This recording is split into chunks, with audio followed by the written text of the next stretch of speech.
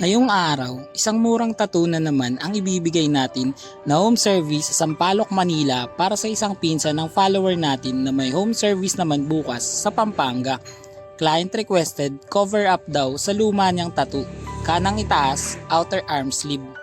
So ayun na nga, pagtingin niya dun sa design na nahanap, nakita at natagpuan na nasumpungan na we found sa Pinterest, nagustuhan naman agad ni Bossing at kuminang ang kanyang mga mata na para bang love at first sight sa pating.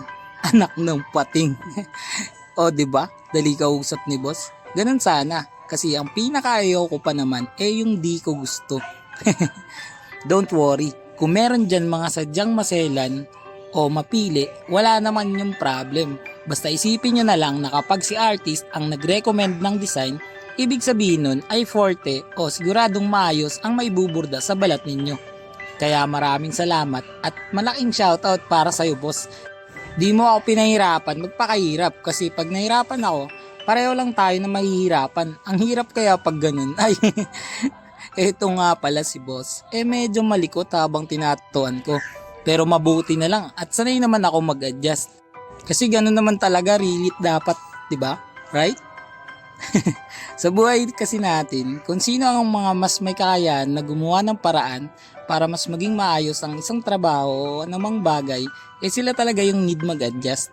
Di na uso yung mamuna ng mali ng iba. Kung kaya naman natin gawin yung alam natin na tama, di itama na lang natin kesa naman tamaan pa tayo ng magaling ng may tama. Balik tayo sa usapang tattoo. Etong pyesa na to, kahit na medyo maliit, pinilit ko pa rin bigyan ng attention to detail. Syempre, andito na rin naman ako ayusin na at ibigay ang best, diba? Sabi kasi nila, di daw lumalapit ang swerte sa kahit na kanino lang. Di ka naman sigurado na mananalo sa loto. Imposibleng umulan ng pera, wala ring magpi-PM sa'yo ng kamusta para magbigay ng pera, mangungutang pwede pa.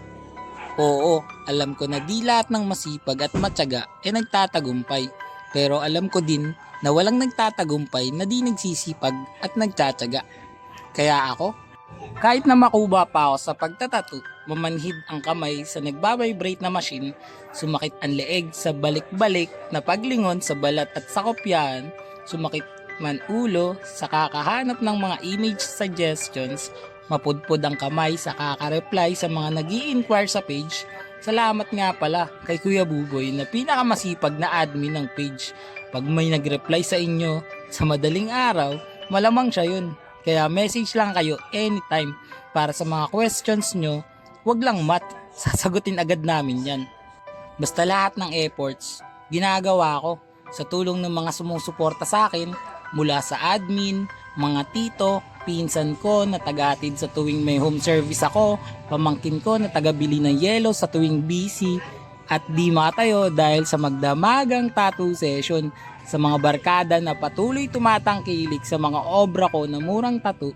Syempre, di rin mawawala lahat ng mga followers sa FB, YouTube at TikTok na buong puso na nagtitiwala sa kakayahan ko bilang isang amateur tattoo artist.